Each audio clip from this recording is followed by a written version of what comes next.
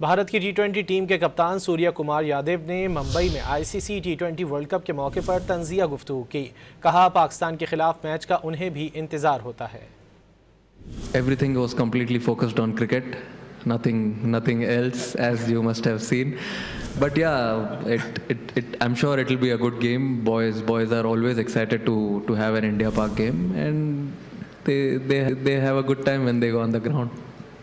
भारत की टी20 टीम के कप्तान सूर्या कुमार यादव ने मुंबई में आईसीसी टी20 वर्ल्ड कप के मौके पर तंजिया गुफ्तगू की। कहा, पाकिस्तान के खिलाफ मैच का उन्हें भी इंतजार होता है। Everything was completely focused on cricket, nothing else, as you must have seen. But yeah, I'm sure it'll be a good game. Boys are always excited to have an India Pak game, and they have a good time when they go on the ground.